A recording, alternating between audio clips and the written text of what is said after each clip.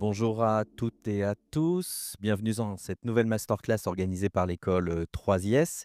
Je suis Éric Dunquian, je suis professeur à 3IS, organisateur des masterclass et aujourd'hui je suis avec Samuel Navel qui est responsable pédagogique. On va parler son, musique avec notre invité qui s'appelle Jordan Koubi. Jordan, bonjour. Bonjour. Alors Jordan, vous êtes ingénieur du son, réalisateur et cofondateur du studio Question de son, qui s'appelle aussi QDS. Avant de dérouler votre carrière, est-ce que vous pouvez nous expliquer quel type d'études vous avez fait et quels ont été vos premiers contacts professionnels avec le milieu? J'ai fait l'ISTS, donc une autre école. J'ai eu la chance, de faire des stages, les stages sont un peu différents je trouve aujourd'hui que ceux que j'ai connus, moi au début des années 2000, où on était quand même, pas forcément plus impliqués, mais en tout cas, dans des sortes de projets qui étaient beaucoup plus longs, qui nous imp enfin qui du coup nous inclusaient différemment. Pas forcément de l'implication technique et tout ça, mais voilà et bah, du coup, bah, ouais, j'ai eu la chance de côtoyer plein de gens, et d'être assistant, et du coup de stagiaire et parfois propulsé assistant sur des séances où justement les ingés se disaient: «Oh, en autonomie, je me débrouille avec Jordan» et je me suis retrouvé à faire des séances, cool déjà et après quand on a monté le premier studio effectivement, Catherine Ringer, c'est un super, projet pour nous et pour moi, parce que je me suis retrouvé à accueillir un ingé son, américain qui s'appelle, Marc Platy, qui était, accessoirement, en plus musicien pour David Bowie, réalisateur et tout ça. Donc voilà, donc ça a été une propulsion vers des projets plus intéressants au sein du studio et tout ça. Donc ça a été voilà, c'est une super truc. Évidemment, de travailler avec Catherine Ringer, les Rita Mitsuko pour moi, c'est un peu un des groupes, vraiment les plus importants de l'histoire de la musique française, dans le sens où ils sont vraiment, outsiders à plein de points et en même temps super commercial. Enfin voilà, pour moi, c'est un peu des Prince français. Enfin, je sais pas, je les adore et j'étais hyper fier d'accueillir Catherine qui venait de perdre son mari parce que c'est le concert qu'elle a fait hommage à la mort de Fred Chichin. Mais voilà, en tout cas, genre, ça, c'était vraiment évidemment une expérience et de travailler avec Marc Platy qui avait travaillé avec Bowie. Enfin voilà, il y avait la surenchère était déjà au max, ouais, carrément. En tout cas, c'est un projet marquant de mes premières années de studio et d'assistant, ouais. Ça aussi, c'est un disque important dans le sens où, bon, bah, déjà Rachita, c'est pareil, hein, c'est quand même un monument, de l'histoire de la musique en France et en Algérie, pour ce qu'il est, pour ce qu'il représente. Moi, je suis méga fan du personnage, donc j'ai la fierté de le recevoir au studio. Au-delà de ça, c'est un album qui a été réalisé par Gaëtan Roussel, avec qui j'ai eu la chance de retravailler pas mal de fois depuis et que je trouve, pareil, super talentueux et on va pas pareil, hein, on va pas lui faire son CV, mais au-delà d'être en plus, Louise Attaque, Tarmac et tout ça, c'est un réalisateur, de génie, un compositeur de génie, enfin, moi en tout cas j'adore et du coup ça a été l'occasion de faire ça, et à nouveau avec Marc Platy. Donc, ça voulait dire aussi que Marc Platy avait pris des habitudes chez nous au studio, qu'il se sentait à l'aise et qu'il se sentait à l'aise, j'ai peut-être par mon accueil et mon accompagnement et du coup, bah, c'était forcément, cool de renchaîner sur un disque sérieux, gros, avec, une équipe, voilà aussi classe que ça. Donc là, pour être plus technique, c'était de l'accueil mix, Ouais. sur, SSL. Exactement. Alors oui, faut remettre les choses dans le contexte, le mix aujourd'hui, on a l'impression que c'est juste des gars avec une souris devant un écran, moi j'ai connu la fin de la période, peut-être, analogique, on va dire et donc accueillir du mix en analo, ça veut dire vraiment, préparer des setups, assez complexes, sur une console, donc brancher toutes les machines au bon endroit, que ça marche bien, compagnie et constamment être en train de noter les réglages, que ça soit à la fois des sortes de ce qu'on appelait un recall, mais c'est une sorte de photo de l'emplacement des boutons de la console et des faders, tout en légalement l'automation, c'est-à-dire tous les mouvements de fader était enregistré sur un ordinateur, archaïque qui n'a comme liaison avec le Pro Tools que du timecode. C'est-à-dire qu'il ne communique qu'une horloge temporelle, sinon il n'y a pas de lien, il n'y a pas de câble USB, il n'y a pas ce genre de choses dans ces disquettes. Donc du coup, il fallait voilà avoir la technicité, bah, de préparer la console, de lancer les recalls, lancer les automations et tous les réglages et c'est vrai qu'à l'époque aussi assistant, c'est pas juste on branche un 1176 sur la voix quand on nous le demande. Il y a aussi beaucoup de gens, il faut pas oublier, qui étaient d'une ancienne école d'ingé son, qui étaient parfois des gens qui ont une très, très bonne oreille et qui ont pas forcément qui avaient pas forcément la technique. Quand je dis la technique, ça veut dire s'ils vous disent, «Ah je sais pas, j'aurais bien essayé un chorus», bah, c'est pas le mec qui va se mettre, à genoux, à dire: «Je vais régler le chorus» parce que des fois ils savent même pas ou truc. Ils disaient: «Ah» et bah, du coup l'assistant c'était aussi ça, c'était quelqu'un qui connaissait toutes les machines du studio et qui était capable de dire: «Ah bah, dans telle machine, je trouve que le chorus celui-là, il a ce petit truc, charme. Ah si c'est pour là-bas, je te conseille celui-là». Alors tu proposes parfois, tu prends un vent, hein, genre: «Ah non, pas du tout», bon, voilà. Mais souvent les gens quand même s'appuyaient sur les assistants pour ça aussi, c'est-à-dire pas forcément pour des choix de goût ou compagnie, mais ça arrivait, des fois que les gens disent: «Ah tu pas un petit truc?» et puis là, bah, forcément ceux qui sont un peu doués ou qui avaient un petit truc, ils disaient: «Ah j'ai fait un petit programme à moi sur le H3000, je me suis fait» voilà et là d'un coup, on gagne des points forcément déjà à prendre de l'aisance là-dedans et aussi parce que les gens se disent: «Ah OK, lui il rigole pas, j'arrive, il sait préparer des trucs à lui dans ce setup». Bon voilà, donc forcément, c'est les petites choses en plus qui faisaient qu'on pouvait être un bon assistant et un meilleur assistant en ayant ces petits trucs en plus, voilà. Là, on a beaucoup parlé du rôle de l'assistant. Est-ce qu'on peut donc avancer dans votre carrière et voir comment vous êtes passé, d'assistant à ingénieur du son et peut-être faire le lien aussi au poste de réalisateur qui est aussi un grand chapitre de votre carrière? Bah, le vrai projet qui a tout lancé, c'est Imani, le premier album. Le producteur Malik, Ndiaye qui est voilà, vraiment quelqu'un qui m'a donné les clés de beaucoup de choses, est venu chez nous à la base pour faire des maquettes pour un premier projet qui s'appelait les Stevies. Il a été hyper cool. Mon rêve, c'était d'aller à ICP et ils allaient à ICP pour faire l'album de ça. Il m'a emmené là-bas alors que je n'avais pas un rôle, important sur ce projet, bah, même aucun, à part avoir enregistré des maquettes techniquement. Et même Fred avait commencé le projet, mon associé. C'est même pas moi qui avais commencé. Donc voilà, donc vraiment un enchaînement d'étoiles et de planètes qui s'est aligné. Et, du coup derrière, du coup derrière, ça a amené que sur la fin de cette session, c'est pour ça que j'en parle, au dernier jour, on avait fini l'album et il nous dit du chapeau: «Ah, je me suis intéressé à une autre artiste, peut-être s'il nous reste du temps le dernier jour, il y a quelqu'un qui va venir». Et du coup, débarque, à ICP en Belgique, Imani et tout le monde était un peu rincé et du coup, voilà, on a enregistré, juste des petits guitares-voix qui allaient servir de base. Donc je pense que ça a convaincu, le producteur de la signer et de retour à Paris, quelques semaines plus tard, on a commencé à enregistrer des maquettes. Donc voilà, j'ai vraiment enregistré des guitares-voix. Qui étaient à la fois des recherches, de tempo et de tonalité, ce qui est un moment important quand on fait des titres. Du coup, au travers de ces projets, j'ai beaucoup appris de la réal, de comment, faire un projet from scratch avec, quelqu'un. Et en fait, ça s'est fait que les maquettes étaient quand même cool, elles tournaient, assez bien et donc en fait, on m'a dit: «Ah, ça serait cool quand même que les 5 meilleurs titres, tu les mixes». Et on voit, voilà et finalement ça a fait un EP acoustique, avec, bah, le guitariste qui était convaincu du son qu'il avait. Alors même si moi quand je le réécoute aujourd'hui, je trouve que c'est pas ouf, mais en tout cas à l'époque, tout le monde disait: «Ah c'est trop bien le son que tu as fait sur la guitare». Je fais: «Oh super». Donc voilà et donc du coup, fil en aiguille, bah, on a continué à transformer ces maquettes en titres. Donc du coup, le reste du recording s'est additionné par le en strat par-dessus le c'est un album qu'on a fait en strat par-dessus et puis est arrivé le jour où on nous a dit, enfin on m'a dit pardon, bah, il faut que tu mixes, un titre parce que là, on commence à se poser des questions sur un truc de single et tout. Et puis voilà, puis j'en ai fait un, puis 2, puis 3, puis j'ai fait l'album. Et pareil, je me rappelle, c'était un moment assez, bah, je pense, bah, peut-être j'avais accumulé, j'étais un peu KO. Je suis parti en vacances et je me rappelle, j'avais encore la chance de partir au ski. J'étais dans un télésiège et en prenant le télésiège, comme j'entendais le titre dans les haut-parleurs. Donc voilà, c'est un truc très cool. Forcément, c'est le premier truc où tu commences à avoir un truc que tu viens de finaliser, de A à Z et que tu l'entends, voilà. Bon, ça avait sûrement démarré avant, mais en tout cas, ça a été ce moment-là est important pour moi de me dire: «Putain, je suis en vacances, j'entends un truc que j'ai fait, c'est assez cool, ouais». Quelle est votre méthode de travail en tant que réalisateur sur, vos Ah, différents disques? alors franchement, c'est pour vraiment l'histoire de la réal, c'est pour moi, c'est toujours un sujet compliqué parce que, heu, c'est bon, déjà la réal, il y a plein de types de réal. C'est-à-dire qu'aujourd'hui, on est quand même dans l'ère un peu là des beatmakers, compagnie. Bon, en fait, en gros, bon, tout le monde fait un peu de musique à la maison et tout ça.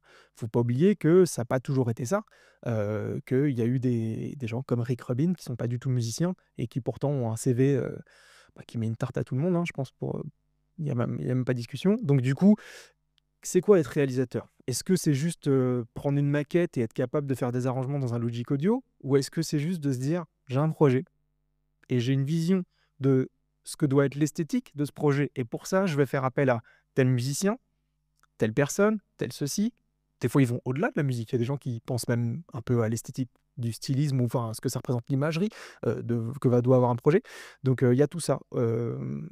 Moi étant, finalement, je suis un piètre musicien, par rapport aux gens que j'engage. Donc c'est vrai que je me sens pas du tout légitime, de ça, mais n'empêche que forcément à force de faire des disques, à force d'en écouter, parce que au-delà de tout ça, je suis quand même un grand consommateur de musique encore aujourd'hui. Je consomme vraiment des quantités de musique d'avant et d'aujourd'hui. Donc je pense que c'est ça, c'est d'avoir, être capable de prendre un projet et de se dire: «Il n'a pas il rentre pas dans telle esthétique ou dans tel calibre». Ça dépend quel est le but de ce qu'on enfin, pour quelle raison on vient vous chercher.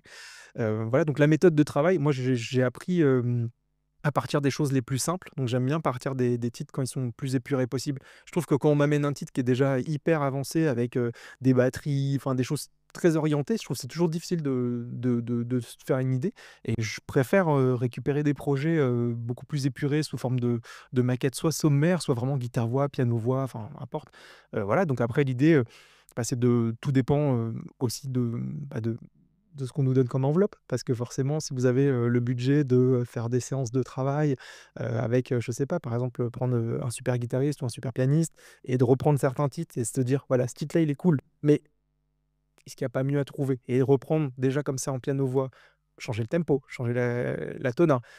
Peut-être ce qui était un pont peut devenir un refrain et ainsi de suite. De remettre en cause les structures avant d'avoir des choses dans la boîte, c'est quand même, moi je trouve que c'est une super méthode. Parce qu'en fait, c'est-à-dire on met avant tout, en avant, la chanson et pas la production. C'est un peu ce que je reproche à la musique parfois d'aujourd'hui, c'est que souvent, il y a, je vais même peut-être poli de dire 50 de compo et 50 de prod. Souvent la prod prévaut sur la qualité de la compo, c'est-à-dire, il y a beaucoup d'effets de prod qui marchent et c'est super et ça rend le titre cool. Mais par contre, bah, en vrai, j pas envie de logique guitare-voix cet été sur la plage, voilà, c'est ça qui fait la différence avec les grands morceaux, c'est qu'on peut le jouer guitare-voix comme ça en mode plage, qu'on peut le reprendre en reggae et compagnie. Parce qu'en fait, une chanson, c'est une chanson, et une bonne chanson, on peut la rejouer un peu à toutes les sauces et ça, pour moi, c'est l'essence même de ça. Et en fait, réalisateur, c'est pas juste de se dire: «Ah tiens, je vais mettre un kick dans la reverb mais qui va partir». Ça, c'est super, mais en vrai, c'est de l'artifice, ça va juste maquiller peut-être un manque de quelque chose dans le morceau. Donc c'est super de faire ça, mais si on a déjà une super compo et que derrière, on met du vernis, bah, d'un coup, on essaie de faire des tubes et ça fait le truc. Après, on n'est pas obligé de faire de la musique pour faire des tubes, hein. Il y a des gens aussi qui font de la musique juste parce que c'est cool d'en faire, de faire des choses quali et qui ont pas forcément, notion de rentrer en radio et compagnie. D'où je parlais de quelle est la target quand on vient vous voir. Est-ce que les gens viennent vous voir en disant: «Faut que ça rentre en radio?» Bah, vous avez pas le même cahier des charges que: «J'ai envie de faire un disque super beau, super chaud et vas-y, on fait ce qu'on veut». C'est pas la même chose. Donc il faut déjà se poser la question du cahier des charges qui devient, bah, une petite contrainte un peu, quand on vient vous solliciter, voilà, c'est pas forcément, évident d'avoir du recul sur quand de se dire, je sais pas, enfin, c'est pas comme si on maîtrisait vraiment, qu'est-ce qui peut rentrer en radio ou pas rentrer en radio. L'essence même, c'est d'avoir une bonne chanson et il y a quand même après des choses à respecter effectivement, un certain format, de l'efficacité. Bah, si vous faites un morceau où il y a un seul refrain à la fin, bon, bah, clairement, ça va peut-être pas rentrer en radio sur Virgin. Bon, voilà, donc il y a mais ça veut pas dire qu'on peut pas rentrer sur FIP ou Nova, j'en sais rien. Enfin, c'est voilà, donc après, le cahier des charges, il est important au départ et puis après la méthode et puis après, la réalisation pour moi en tout cas, c'est surtout de l'humain, parce que je pense que en tout cas, j'ai mis l'accent sur ça, d'essayer de faire les choses de faire de la musique avec des humains, en fait, pas faire de la musique tout seul devant un ordinateur. Heu, donc il faut avoir envie déjà de partager un certain moment, une certaine durée de temps dans un studio, dans la même pièce avec certaines personnes. Donc voilà, tout ça, ça vient se mélanger, je pense, dans le truc de la réal. Et comment tu fais en sorte pour que tes artistes donnent le meilleur d'eux-mêmes? Parce que c'est aussi C'est une bonne question. Je pense que on entendra toujours des histoires de personnes qui ont fait des disques dans des conditions difficiles, genre qui disent: «Ah ouais, c'est insupportable, le mec était hyper horrible et tout». Bon déjà moi quand j'entends ça, je comprends pas, genre la musique c'est censé être du kiff, même si on est là pour chanter un disque qui est un peu triste parce qu'on a perdu quelqu'un de proche ou, c'est une sorte de grosse rupture amoureuse, enfin, ça fait un certain nombre de tubes, donc c'est pour ça que je peux le dire. Mais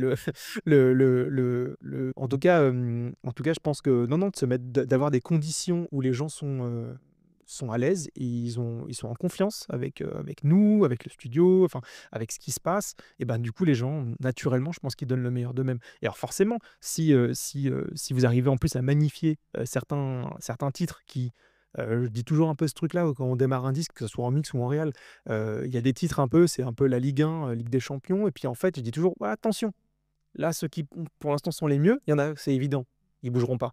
Mais parfois, il y a des titres qu'on aurait mis, un peu, fond de tableau, puis finalement, une fois qu'ils ont trouvé, la bonne couleur, ben, foup, ça ils remontent dans le truc. Donc ça aussi, d'un coup, un titre qui était un peu chiant à chanter pour quelqu'un ou la personne, elle y croit plus trop, on lui donne les bonnes choses, d'un coup, on reprend du plaisir à le chanter. Donc l'interprétation change le sens du titre et ainsi de suite. Donc ouais, bien sûr, le confort, c'est hyper important, je pense qu'on est avant tout un métier de service. C'est un truc qui s'est vachement, perdu, dans le en tout cas là ces dernières années, c'est un constat que je peux faire dans les jeunes, c'est de souvent on se trompe, quel est le rôle. En fait, nous, on a un métier de service, on a un métier d'accompagnement. Si on veut avoir notre tête sur une pochette, il faut tout de suite s'arrêter et puis il faut aller essayer de faire des disques et puis voilà. Mais en fait, chercher à être plus gros ou plus connu ou plus truc, ça a pas de sens. Donc encore une fois, il faut savoir être à sa place. L'artiste, c'est la personne pour qui on travaille. Le payeur, c'est le label ou la maison de disques, peu importe. Et en fait, on a un métier de service. On est là pour accompagner des gens, les mettre bien. C'est autant qu'une hôtesse dans un avion, quelqu'un qui voyage en première classe. Bah, voilà, c'est un peu ça. On essaie d'être d'une première classe toute l'année. C'est pas évident.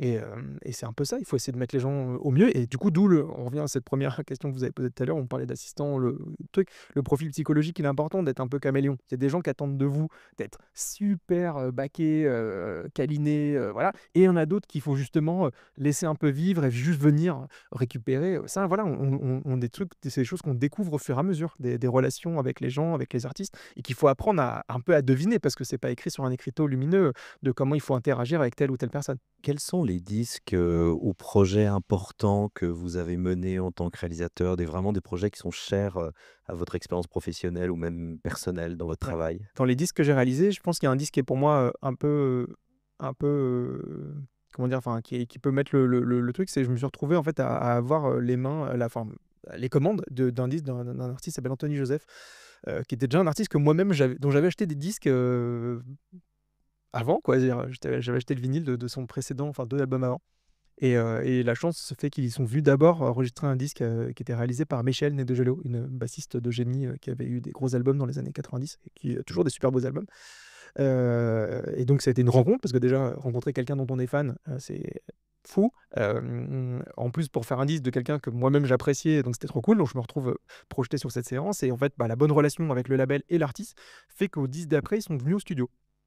Mais à ce moment-là, il y a un truc un peu bizarre, c'est qu'il se retrouve à un peu avoir fait une double casquette. C'est-à-dire que sur le disque, il a un peu confié les clés de 50 de l'album à quelqu'un et 50 à un autre. Et forcément, il y a ce truc un peu où ça marche pas.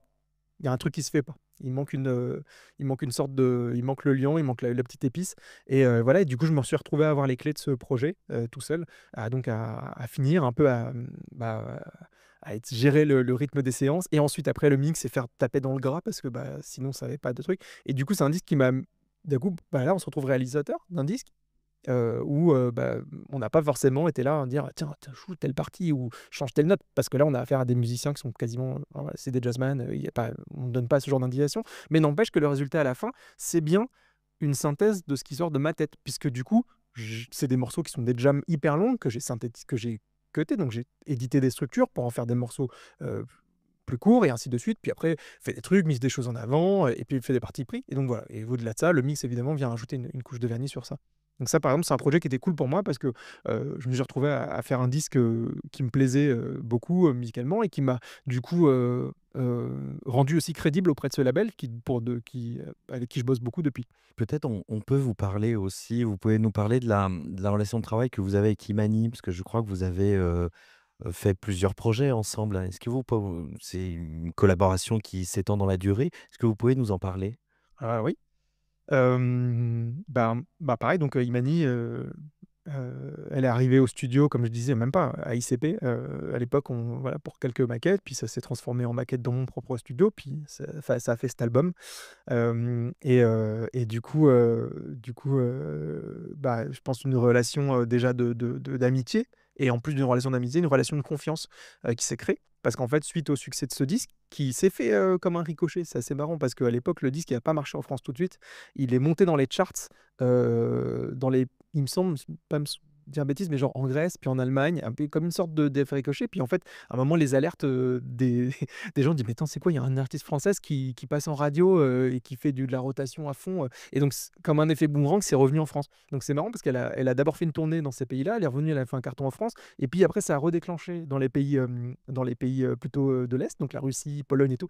Donc la tournée était interminable parce qu'en fait, à chaque fois qu'il devait y avoir une sorte de fin de tournée et ça repartait dans un autre, donc voilà, donc c'était assez rigolo. Donc suite à ce disque-là où on a passé, c'est déjà des disques c'est encore des disques sur lesquels on passe du temps. On a de l'argent, le truc, il y a encore, une façon de faire, qui permet mais parce que à la clé, il y a des ventes on parle de scores de disques, assez impressionnantes où les gens retrouvent leur pépette. Donc voilà, donc on a passé un moment déjà à faire ce disque, donc forcément vous faites des liens sur ce genre de projet. Donc ça nous a fait des liens d'amitié forts. On a vraiment, voilà, sympathisé. On a commencé en fait à faire les maquettes de l'album d'après Dimani. Mais en même temps, une personne vient la voir, elle s'appelle Audrey Dana, qui est une réalisatrice, de films, et lui dit: «Bah, en fait, je viens d'écrire un film et en fait, pendant toute l'écriture du film, j'ai fait qu'écouter ton album, donc je veux que tu fasses la musique». Donc au départ, c'était pas faire le score du film, c'était de faire un ou 2 morceaux importants pour le film. Donc ça, bah, Imani, elle sait faire, hein, elle s'est mise à la guitare et puis elle a écrit des morceaux et tout. Et puis, au final, bah, pareil, on était à Dakar, donc on a fait, comme on sait faire, des guitares-voix. Et on a envoyé des guitares-voix et puis du coup, c'était, «Ah mais, ouais, tu comprends, j'ai écouté ton album, mais il est fini ton album. Là, tu m'envoies des guitares-voix, je me rends pas compte». Donc on a été obligé d'accélérer les choses et de commencer à faire des trucs et puis finalement, la prod du film a dit: «Mais c'est super, en fait, est-ce que tu veux pas faire la musique du film?»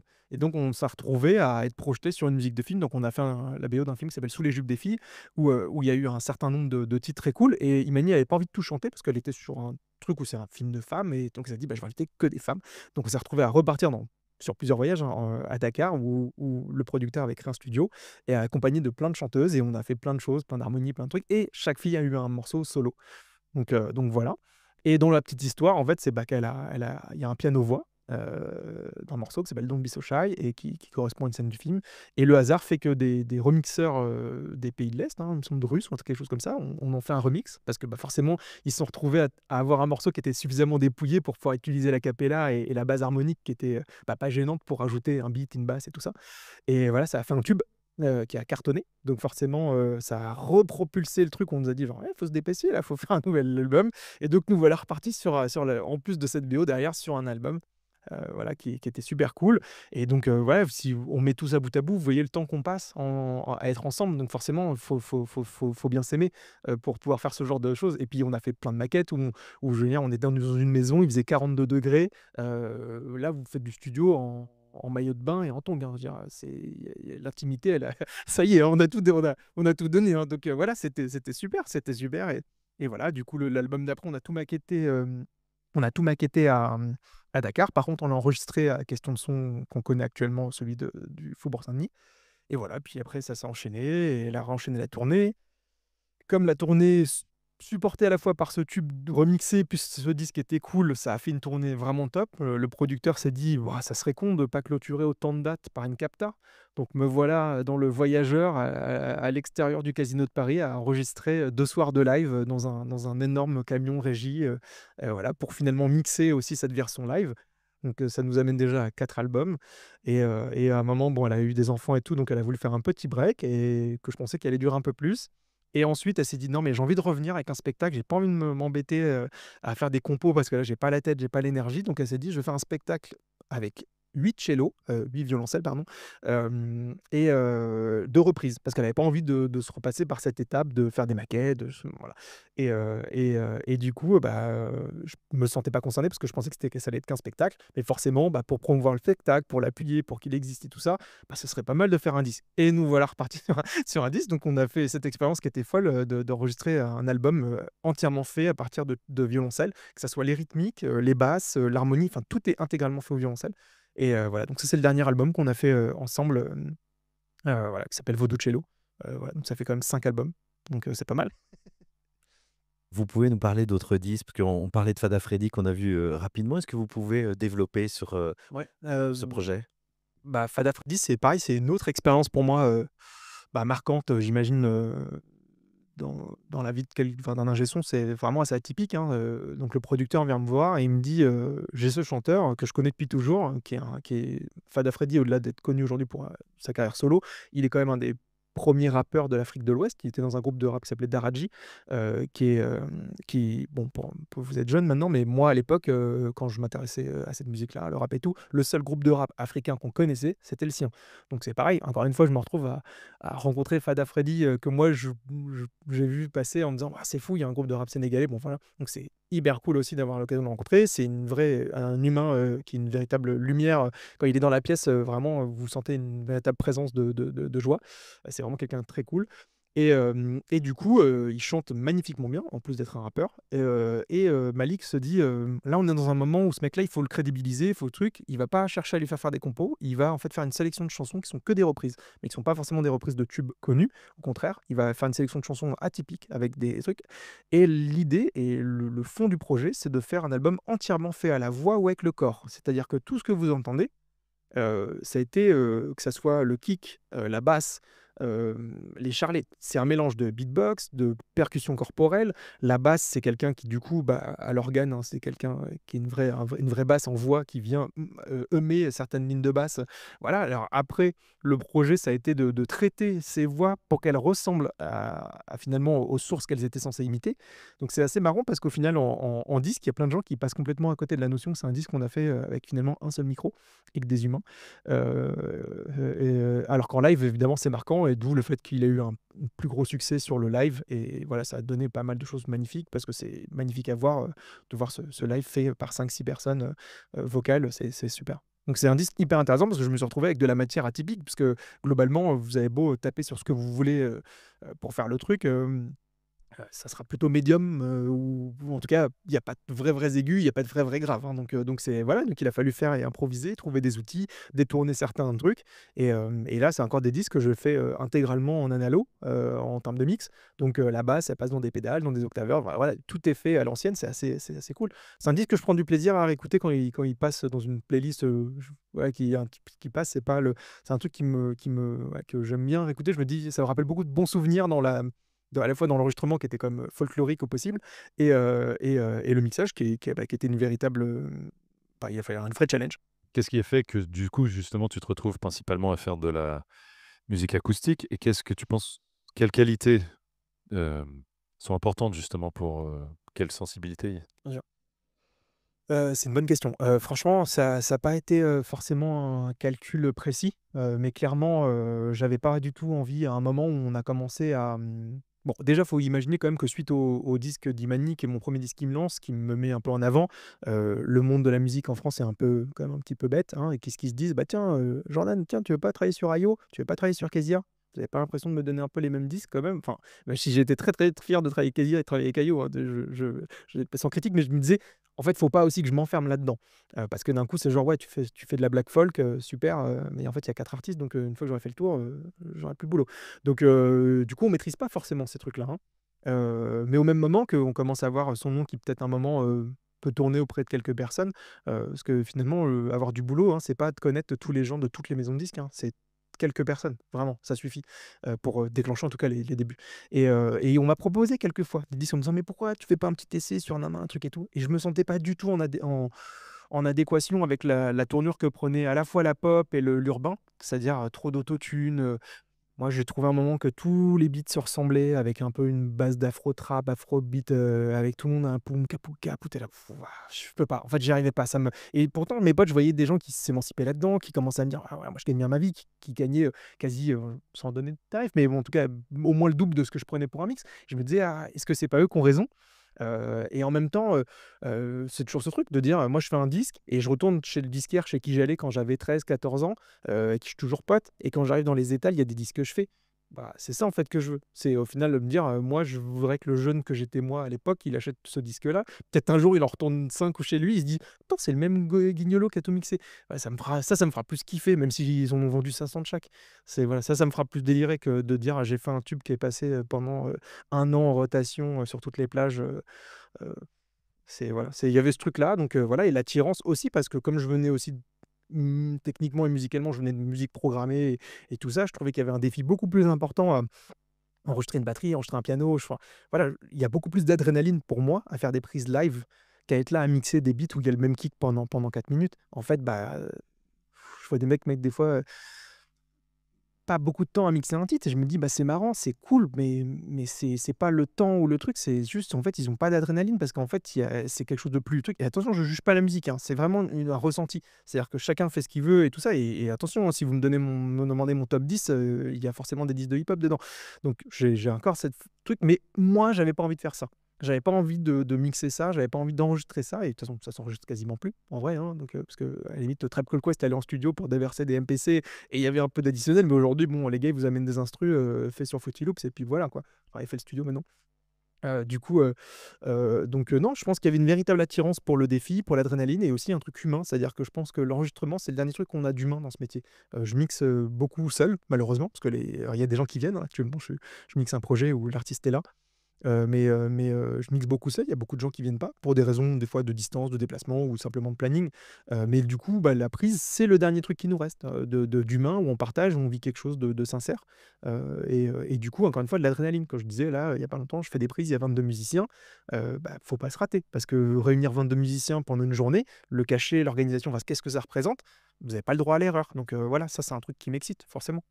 Dans les disques importants, en 2016, vous travaillez, vous enregistrez, vous mixez, l'album d'Indy Zara, Homeland, qui remporte la victoire de la musique, du meilleur album de musique de monde, si je dis pas de bêtises. Exactement. Quel effet ça vous fait de voir votre travail comme ça, consacré? Bah, forcément, bon, après, c'est, évidemment, c'est cool. Je dis pas du tout le contraire, hein. Déjà, c'est un disque, dans lequel je me reconnais, ça, c'est hyper important. C'est un disque dans lequel je me reconnais, c'est-à-dire qu'il y a des choix, des partis pris, des choses qui sont, liées à une artiste qui permet à ce moment-là de faire, des choses, des vrais choix musicaux, des vrais partis pris. Donc déjà, c'est un disque dans lequel qu'on prend du plaisir à faire malgré, quelques difficultés, hein. J'ai eu des difficultés sur ce disque-là comme j'en aurais eu sur d'autres. Hem, Forcément quand il y a une victoire de la musique, bah, on est cool parce qu'on se dit: «Waouh super, c'est une sorte d'exposition, c'est un retour, sur le travail». De temps en temps, ça fait du bien, on va s'auto-flageller tout le temps. Donc c'est hyper agréable. Après, évidemment, on est toujours très loin un peu de ce truc où, c'est pas parce qu'il y a ça que son téléphone après se met à sonner tous les jours en se disant: «Est-ce que tu peux mixer pour le prochain disque d'untel?» Enfin, soyons réalistes, ça se passe pas du tout comme ça. Peut-être avec un Grammy, mais en tout cas pas avec une victoire de la musique. Donc bah, c'était super parce que je pense que c'était un des derniers disques où on a passé beaucoup de temps en recording et du coup, d'avoir, ce genre d'artistes qui sont capables de dire, assez tard dans le processus d'un morceau, genre: «J'aime pas la batterie, on va la refaire». Bah, c'est en fait, c'est trop bien d'avoir ce genre de projet et de se dire ce genre de projet quand même trouve, oreille à la fin, ça c'est assez cool, voilà. Merci. On vous reçoit aussi, avec une casquette que vous avez en plus de tout cela, c'est la casquette de cofondateur de studio. Parce que vous avez fondé en 2011, donc QDS, le studio, Question de son, En 2005, en 2005. j'ai eu un premier studio, de 2005 à 2010 qui s'appelait déjà Question de son, qui était une cave, enfin, des parkings annexés, qu'on avait transformé, avec, bah, beaucoup d'huile de coude en studio. Donc ça, ça s'est fait dans nos premiers studios. Donc, l'année prochaine, QDS aura 20 ans. Est-ce que, vous pouvez nous présenter les équipements que vous avez, là actuellement dans le studio tel qu'il existe maintenant? Bah, voilà, ça c'est notre studio A qui est équipé d'une Nive, vintage. Donc, bah, bon, on va dire, dans le saint graal des consoles, franchement celle-ci, elle est au max, hein. Donc, c'est il y a pas plus ouf je crois. Mais bon évidemment, on peut pas plaire à tout le monde. En tout cas, bah, c'est une Nive de 1975 qui a été fait pour les studios EMI au travers du monde. Donc en fait, historiquement, il y en a eu une à Abbey Road, qui était la grande sœur d'Alsacie. Il y en a eu une à Paris, à Boulogne, chez Pathé Marconi.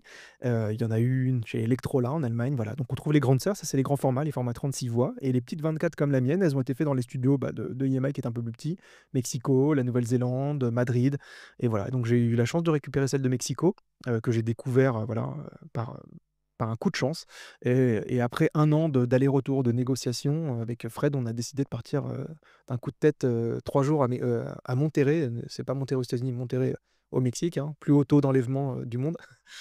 Juste pour, et voilà, on est parti pour vérifier que la console, elle existait et qu'il y avait bien le contenu dedans de ce qu'on voulait et après moult échanges, on a réussi à négocier et je suis reparti une deuxième fois au Mexique je suis reparti une deuxième fois au Mexique pour la démonter, entièrement et la mettre dans une caisse en bois et puis après, il y a eu d'autres péripéties pour que bah, pour la faire venir parce qu'évidemment ça a été très compliqué de faire revenir cette énorme boîte et puis après de la dédouaner et puis voilà et après ça a découlé sur un an de restauration sur nos soirées, nos week-ends, pour en faire, la beauté qu'elle est aujourd'hui parce qu'elle était clairement pas dans cet état, ouais.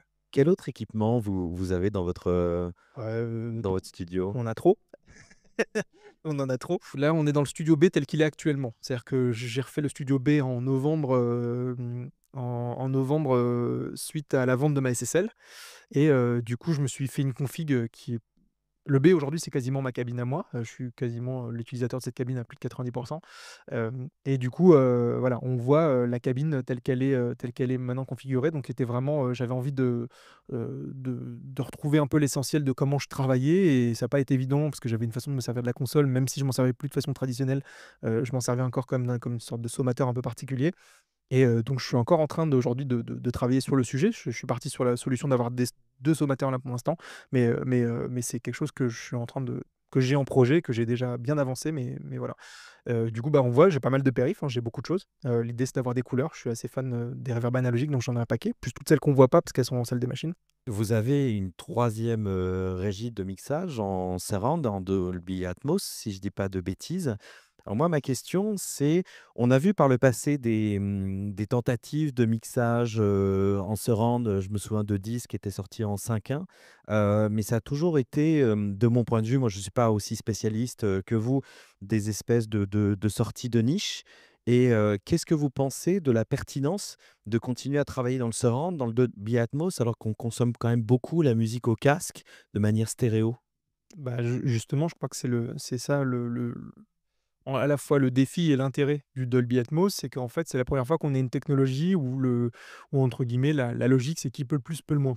C'est-à-dire que vous mixez pour un ensemble d'enceintes qui est un minimum de 7.2, point 4 en vrai, mais quand je dis 2, c'est parce qu'en fait, gauche et droite, même si vous avez 4 enceintes, voilà. Mais au final, le but, c'est d'aller vers le plus, donc 9.4 et ainsi de suite. Donc nous, on est équipé en 9.1.4. L'idée, c'est de mixer sur enceinte, donc en gros, de spatialiser les éléments. Ça vous permet d'isoler. En fait, si vous vous retrouvez avec la rythmique sur les enceintes L et R et que d'un coup, vous avez la basse sur l'enceinte centrale, chose que je ne conseille pas de faire, mais en tout cas, c'est un exemple. Vous vous retrouvez en fait à soulager l'enceinte qui, elle, utilise toute sa dynamique pour faire le son de batterie et vous mettez après la charge de la basse dans une enceinte centrale. Ben, en fait, vous vous retrouvez de l'air, vous vous retrouvez à avoir de la dynamique. Donc ça, évidemment, c'est quelque chose qui est propre à fait d'avoir un système d'enceinte. Donc ça, bah, c'est comme pour le cinéma, bah, vous faites pour ceux qui seront équipés, du meilleur système de diffusion. Il y en aura pas forcément des milliers, mais il y en a un peu. Voilà. Mais là où ça devient intéressant, c'est la suite. C'est que d'un coup, ils se disent: «OK, on a capté qu'il fallait encoder ça», donc ce multicanal, cet encodage est un peu plus complexe que simplement d'avoir du son dans des enceintes précises, ce qui serait simplement du 7.1 ou du 9.1 comme il y a dans le cinéma traditionnel. Là, on se retrouve à avoir des particularités, c'est qu'il y a des sources qu'on peut associer à ce qu'on appelle un objet. C'est-à-dire que une piste sonore, un son, un élément de la musique est non seulement, audible, mais elle est associée à des métadatas, qui placent cet élément dans l'espace et c'est ça qui devient intéressant. C'est pas ce que vous placez à des endroits fixes, c'est le fait qu'il y ait des sources qui soient associées à des métadatas, métadonnées en français, je crois. Et donc du coup, ça veut dire qu'ils ont capté qu'en fait, en faisant soit du binaural, donc qui est la réduction stéréo classique, ou l'ambisonique qu'on peut retrouver au travers de c'est plus ça Apple en tout cas, leur encodage, on se retrouve en fait à avoir du coup des sources qui du coup par le système de l'application et du décodage, vont être associés à un mouvement, à quelque chose et dans l'espace et donc du coup, c'est la première fois qu'on a, il me semble, un système où il y a une optimisation pour une écoute finalement au casque stéréo. Heu, on le fait, c'est-à-dire qu'en fait, au moment de faire un mix, Atmos, vous faites un mix, vous faites, votre mix sur les enceintes, vous êtes content, vous avez placé et là, vous avez aussi besoin de faire une validation, de mix, binaural, c'est-à-dire qu'il y a plein de paramètres qui associent chaque source, qu'elle soit fixe ou qu'elle soit associée, comme je disais, en objet, en fait, à une sorte de distance que vous ajoutez. C'est-à-dire qu'en plus des métadonnées que vous avez ajoutées de mouvement et d'espace, vous lui rajoutez un paramètre qui n'est décodé que par ce système-là. Et donc, du coup, tout ça mélangé vient faire que l'écoute au casque peut avoir un intérêt. Maintenant, est-ce que ça va continuer à durer tout ça? Si j'étais visionnaire, franchement, je serais ravi. Je ne le sais pas. Nous, on a fait le move et le parti pris d'aller vers ça à un moment quand aujourd'hui je mixe un disque et qu'on me dit, «Bah, tiens fais ça et puis maintenant il faut que tu fasses des stems, il y a un mec qui va faire l'Atmos», bah, franchement ça me faisait un peu chier, quoi et donc du coup on s'est dit: «C'est quand même intéressant». On avait une cabine de mastering avant dans cette pièce-là et notre partenaire dans le mastering avait décidé de prendre un autre chemin qui est celui d'aller habiter en province. On s'est dit: «Qu'est-ce qu'on va faire de cette cabine?» Les proportions, le truc et arrive l'Atmos, donc forcément on a fait le truc, voilà. Bon après peut-être que, on a peut-être un peu déliré en faisant un truc aussi balèze, aussi fat et aussi performant parce qu'évidemment on sait pas faire les choses à moitié. Mais c'était hyper intéressant pour moi de concevoir aussi un studio. C'est un studio, moi qui fais que des studios analogiques avec plein de câbles et des milliers de câbles et des patchs et tout, là c'est un studio qui est entièrement en Dante. Il y a pas les seuls modules analogiques qui existent sont celles qui alimentent les enceintes qui sont sur pied, qui sont les seules enceintes, voilà. Sinon, j'attaque même les amplis des grosses en Dante. C'est-à-dire que je n'ai même pas de convertisseur dans ce studio, puisque l'ampli est lui-même le filtre et le convertisseur. Donc il y avait aussi tout un défi technique hyper intéressant pour nous, pour moi, d'aller de mettre mon pied dans un truc dans lequel j'étais pas dans mon grand confort, d'aller vers une technologie que je maîtrisais pas. Donc j'étais obligé d'apprendre le Dante, tous ces protocoles, toutes les normes, tous les trucs. Je me suis tapé un PDF monstrueux de Dolby sur comment on fait un studio Atmos, comment on répond aux normes Atmos, enfin, et ainsi de suite. Et voilà, et tout ça avec l'aide évidemment de Michel Deluc, l'acousticien qui nous back sur le studio depuis toujours et qui aussi fabrique les enceintes. Parce qu'on a la chance d'avoir des enceintes C'est custom. ouais, c'est ce que j'allais Ouais, toutes les enceintes du studio sont custom, que ce soit les grosses, enfin les grosses dans les studios qu'on a vus tout à l'heure, le studio A ou le studio B, ou celles-ci, sont toutes des enceintes qui sont faites sur mesure par Michel Deluc, qui est du coup le designer en chef de la marque Amadeus, et qui, voilà, qui est en plus d'être un génie et un ami, donc on a la chance d'avoir cette personne avec près de nous. Quel disque ou quel artiste avez-vous, accueilli dans votre studio? Si vous pouvez nous citer quelques projets ou quelques noms, quelques anecdotes aussi? Ah, les anecdotes, il y en a beaucoup. Bah, au sein du studio, en tant que studio, parce qu'on a parlé de moi, mais donc on me disait, je suis aussi patron d'un studio qui est un studio commercial, donc on fait de l'accueil, hein, donc d'artistes et d'ingé son extérieurs. Ça me faisait partie de nos clients. Bah, parmi les plus gros forcément, parce que ça parle, à tout le monde, Frank Ocean, Kanye, Pete Doherty, heu, au travers de son projet solo, mais aussi des Baby Chambers, heu, j'en passe, enfin, c'est-à-dire, Christine Nano Queen, Juliette Armanet, enfin voilà, a priori, Louise Attaque, enfin vraiment je peux dire, je peux m'en citer à la tête, Woodkid, je peux continuer à en faire plein. On n'a pas l'habitude d'étaler ça comme ça, mais ouais, on a eu la chance d'avoir quand même beaucoup, beaucoup de gros projets, d'en avoir régulièrement, d'avoir des projets internationaux qui viennent chez nous aussi, de par, je pense nos installations qui sont du coup, de haut standing, c'est-à-dire à la fois dans la qualité, mais aussi dans l'accueil et tout ça. On peut recevoir des gens qui ont des habitudes dans des studios, world class. Je pense qu'on en fait partie, donc c'est assez agréable, c'est cool. C'est aussi un retour, des fois, voilà, donc là, pour ceux qui ont regardé nos réseaux sociaux, on partagé la photo hier de Lenny Kravitz derrière notre console, qui est venu réaliser, l'année dernière un album pour un des fils de Fela Kuti. Donc bon, voilà, ce genre de moment, je veux dire, bon, voilà, même ma mère, elle est là: «Ah, il y a eu Lenny Kravitz chez toi?» Bah, ouais, ouais. C'est quand même super cool. C'est une récompense exceptionnelle, bien sûr. Très bien, bien. Écoutez, on va se tourner maintenant, vers les étudiants qui sont, dans la salle. On va pouvoir vous, passer le micro pour poser des questions à notre invité. Comment faire en sorte quand on se lance dans l'activité d'ingé son en freelance ou en ouvrant un studio, comment faire en sorte de se promouvoir, hem, sans, que l'artiste se sente, mis en retrait de son propre projet? Je réponds que c'est une super question, franchement, chapeau. C'est une question, double tranchant. C'est-à-dire que déjà, on reprend la réponse que j'aurais, enfin, ou en tout cas ce que je disais tout à l'heure, c'est-à-dire qu'on est rien, on est au service d'un projet, OK? C'est-à-dire qu'il y a pas d'ingé son, s'il y a pas de musicien, il y a pas d'artiste. Donc déjà ceux qui arrivent pas à enregistrer ça, franchement, faut arrêter direct. C'est non, parce que j'ai beaucoup, eu de stagiaires qui ont du mal à capter, que tout le monde peut pas devenir Mani Marokin, quoi. C'est comme ça.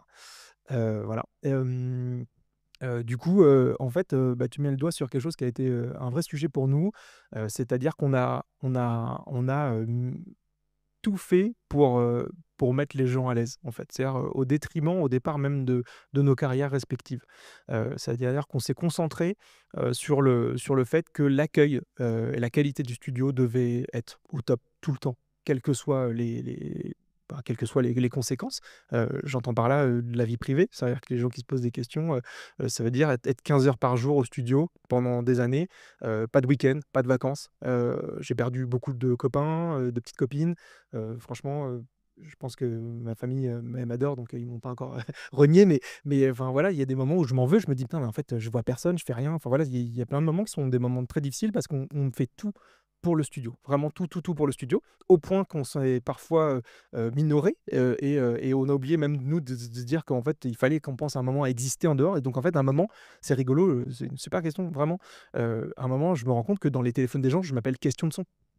Voilà, techniquement, je ne suis plus personne, quoi. C'est vraiment le truc de dire, voilà, je suis plus moi, je suis un studio et voilà, du coup, c'est vraiment bien ce que tu dis, voilà. Bah, et franchement, ça a été pas facile, par moment et il y a plein de moments où j'ai essayé d'être dans le calcul, de dire: «Faut que ceci, faut qu'on s'occupe du studio, mais il faut que je pense à m'occuper de moi». Ouais, il y a eu plein de moments où j'ai essayé de trouver, là, avec le temps, ce qui est j'ai l'impression que ma carrière s'est mise en place, petit à petit toute seule et que j'ai réussi à être autre chose que le studio, à le repousser. Mais c'est pas évident encore, hein, parce que je pense que je le suis encore pour d'autres gens. C'est voilà, c'est vraiment un équilibre fragile, qui a été très, très compliqué et c'est vraiment tu mets le doigt sur vraiment un vrai sujet qui est a priori pas terminé même encore, même si aujourd'hui j'ai l'impression que mon téléphone sonne pour moi, je m'appelle encore question de son dans beaucoup de téléphones. Bonjour, merci d'être là pour nous. Comment on garde la passion quand on travaille? Parce que à force de répéter en boucle, la même chose, on perd au bout d'un moment. Enfin, moi, je sais que j'ai déjà rencontré des ingénieurs du son qui m'ont dit qu'on perdait un peu ou forcément au bout d'un moment la passion. Est-ce que vous avez des conseils que vous auriez peut-être aimé qu'on vous donne quand vous étiez plus jeune pour éviter ça, éviter de se surmener et garder toujours un petit peu d'envie pour travailler? C'est pareil, c'est une super question. Et bah, franchement, chapeau parce que je ne m'attendais pas à ces questions. C'est une super question. Alors, moi, la passion, elle est là, elle est à fond. Franchement, c'est dévorant. C'est-à-dire que, pour te dire, je pars en vacances, je suis du genre à apprendre à programmer, Sandflow, sur mon laptop, tu vois, alors que je suis au bord d'une piscine, quoi. Voilà, donc c'est débile en vrai, mais c'est parce que je suis à fond là-dedans, je lis un bouquin, c'est une vidéo de musique, tu vois? Enfin, c'est n'importe quoi, voilà. Mais c'est là, c'est présent et c'est ma passion et je regrette rien, faut pas, voilà, mais parfois ça a été effectivement difficile. J'ai vu beaucoup de gens s'essouffler autour de moi. Alors déjà, je pense que ça rejoint, pareil des questions qu'on a eues plus tôt, qu'on posait plus tôt par rapport au style de musique et tout ça. Peut-être des gens qui d'un coup cherchent, la gloire ou l'argent. Bah, forcément ça va limiter. C'est-à-dire que sur la longueur, ça c'est il y a une enfin, ouais, il y a une ça c'est une galère, quoi. C'est-à-dire qu'il y a forcément un moment où si tu n'as visé que l'argent, bah, il y a forcément un fin à cette boucle. Si tu vises la gloire, c'est pareil. Alors que si tu es là en train de t'entretenir en disant: «J'ai envie de continuer à faire ce métier au travers d'une passion qui est la musique» et vous faites attention, je parle rarement de son, je parle toujours de musique. Franchement, le son, comme je disais, en fait, en sortie de troisième année, vous allez tous savoir faire du son. Savoir faire des disques, c'est autre chose. Voilà, donc moi, ma passion, c'est de faire des disques. J'ai rêvé de faire des disques. Moi, demain, on me dit, bon, bah, Jordan, c'est dur. Maintenant, il va falloir peut-être s'ouvrir et faire de l'audiovisuel pour un truc. Moi, clairement, je ne serais pas capable. C'est-à-dire que je préférerais arrêter. J'ouvrirais un disquaire et puis voilà, je vendrais voilà, je pense que je ferais ça. Donc, en tout cas, comment ça faire? Je pense qu'il faut faire attention à ses choix. Il faut continuer à être, comme on disait, à faire des disques humains avec des gens enfin, qui te rabaissent pas. Vous voyez, c'est de trouver un truc. Alors, évidemment, il y a des moments difficiles, hein. Il y a des moments où je me suis dit, il faut que j'arrête. Je suis pas fait pour ce métier. C'est trop dur, c'est trop ceci, je vois plus assez les miens. Il y a plein de moments de doute, plein de moments d'hésitation et c'est pas facile. Mais je pense qu'on trouve la passion dans le fait de rencontrer des nouvelles personnes, des nouveaux projets et que ça alimente toujours, cette flamme, de trucs. Et alors évidemment, on n'enregistrera pas les Zeppelin tous les jours, ça c'est clair, hein, faut s'y préparer. Mais en fait, dans chaque projet, il y a toujours quelque chose. Il y a des projets où je me dis: «Bah, forcément musicalement, c'est peut-être pas au rendez-vous de ce que j'aurais fait ou de ce que j'aurais envie de faire». Par contre, humainement, cette personne, elle me renvoie quelque chose que je me dis: «Je kiffe en fait d'avoir partagé un truc avec cette personne», même si je suis pas à fond. Et des fois, c'est l'inverse. Je kiffe la musique, je me dis: «Bon, c'est un peu un connard, mais c'est pas grave, la musique elle est trop cool». Et donc on trouve un équilibre. Par contre, faut pas se forcer. Si à un moment tu es en train d'aller bosser et que tu vas la boule au ventre, c'est qu'il y a un problème. Aujourd'hui, à l'ère là où le stream, en fait, ne rapporte plus autant d'argent qu'avant, que faire un album, ça peut coûter 20 balles, alors qu'avant, il fallait 50 points pour faire un album. Est-ce que c'est encore possible aujourd'hui de se dire: «OK, moi, je fais de la musique, je fais du mix, j'adore ça». Est-ce que c'est possible d'aujourd'hui de faire un studio avec cet objectif-là et de le tenir? C'est pareil, c'est une très bonne question. En fait, au travers de ta question, je me rends compte le truc qu'on n'a pas parlé, depuis le début, c'est, finalement, comment on s'est fait les connexions. Et en fait, c'est ça qui est important. C'est pas tant la capacité que tu as ou pas à monter un endroit, et de le faire et tout ça. C'est de savoir est-ce que tu es déjà tu penses enfin, tu vois, est-ce que tu as déjà cette business pour le créer? Parce qu'en fait, juste de créer un endroit, d'avoir un local, d'y mettre 3 micros et de s'additionner, je veux dire, aujourd'hui, Instagram est rempli de petits studios de plus ou moins gros, qui proposent un peu de matériel cool et en tout cas, la concurrence est rude et clairement, si tu ne proposes que du matériel, ça marche pas. On en revient à ce truc-là. C'est l'humain qui prévaut. C'est-à-dire, est-ce que toi, par parce que tu sors à des concerts, que tu vas, voilà et que tu te fais un réseau, tu as commencé à rencontrer des gens, tu te rends compte que tu as mixé un premier petit EP pour un groupe, de Saint-Germain-en-Laye, mais qui en parle à leur groupe, concurrent de la ville d'à côté qui et d'un coup, bah, tu te dis: «Bah, il y a peut-être quelque chose qui va se passer». Donc je pense qu'au départ, c'est pas tant le but de se dire: «Est-ce qu'il y a de la place pour un studio?» Alors clairement les studios commerciaux, c'est hyper dur ce que je veux dire, mais je pense que même le mien est amené à fermer, voilà. Donc on va pas se mentir. Les studios commerciaux, là, en l'état, le business, il est franchement, il est vérolé. C'est-à-dire que les grands studios, il y en a suffisamment pour ce qu'il y a à faire en termes d'argent et que pour venir faire un studio aligné au nôtre, aujourd'hui avec les montants parce qu'il faut pas oublier, moi quand j'achète une bécane en 2006, je l'achète sur eBay aux États-Unis, l'euro dollar, j'ai 33 ou 36 de discount. C'est-à-dire quand je vois un truc à 1 000 $, j'ai 36 de moins en euros. Donc j'achète des trucs, je paye pas de douane, enfin voilà, il y a tout un truc, c'est une période hyper fast pour acheter le matos. Aujourd'hui, tu vas en 76, c'est 10 000 €. Donc clairement, tu en auras pas. Moi, je n'ai pas acheté un 76 quand je l'ai plus dans le B, je me suis acheté un purple, quoi. C'est-à-dire que si moi je fais ça, qui va le faire? Donc bah, les gars qui sont blindés, mais c'est super. Mais en vrai, c'est-à-dire qu'on en est là. Donc en fait, remonter un studio commercial aussi lourd, dans la structure et dans le matos, ça me paraît compliqué. Mais par contre, de toute façon, c'est plus ça le schéma. Le schéma aujourd'hui, c'est qu'au final, les gens vont aller bosser avec des producteurs, des mixeurs, des producteurs, qui est un peu la mode qui est arrivée par le beatmaking, mais qui finalement est revenue sur les autres musiques. Et on voit des mecs comme bah, le gars de Tame Impala et compagnie. Voilà, on voit ces mecs-là qui sont en fait, qui ont des espaces à eux qui sont quand même déjà un peu cool, hein. C'est des endroits cosy, ils ont la bonne petite batterie, la bonne petite basse. Ils ont 6 préamps un peu haut de gamme et le reste, c'est des trucs un peu standard x8 qui permettent d'enregistrer une drum. Et il n'y a pas besoin de plus parce que finalement, une fois que tu as passé un peu le cap matos qui te permet de faire l'acquisition, d'un basse batterie guitare à la cool, bah, le reste tu vas le faire avec un ordi, donc ça t'empêche pas de faire un truc. Donc je pense que tu cherches plus à vendre un lieu, tu cherches à vendre de l'humain. Mais par contre, vous allez vous retrouver à avoir beaucoup plus de concurrents, puisque vous allez être beaucoup plus à pouvoir proposer la même chose au même niveau, au même truc. Donc la différence, on en revient à ce truc-là, ça sera l'humain, la psychologie, les rencontres. Donc c'est toujours le même truc de départ. Clairement avoir un studio, je pense, ça me paraît un peu aujourd'hui complètement fou, mais peut-être je me trompe et je souhaite à tout le monde de refaire cette expérience avec tous les points de vie que je pourrais laisser, que j'ai déjà laissé, que ça soit la santé et le reste dans ce studio. Je regrette rien et je souhaite à tout le monde de vivre ce qu'on a vécu. En revanche, je suis conscient quand même que c'est hyper compliqué. Par contre, voilà, je pense que l'humain, c'est toujours ça. Il y a pas de secret, je veux dire, c'est les gens qui ont des plans, ils ont des plans. Enfin, tu vois, c'est comme ça. Merci beaucoup Jordan, parce on arrive au terme de cette masterclass, donc c'est le moment de te remercier et de t'applaudir quand même bien fort. Merci.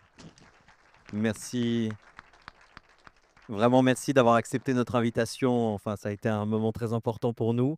J'aimerais aussi qu'on applaudisse Enzo Boisjean, qui est à la réalisation de cette masterclass, avec toute l'équipe de nos étudiants qui s'occupent de la captation image et son quand même. C'est vraiment le travail de nos jeunes. Voilà, merci à vous. Et puis, bah, on vous donne rendez-vous pour une prochaine masterclass très bientôt. Merci, au revoir.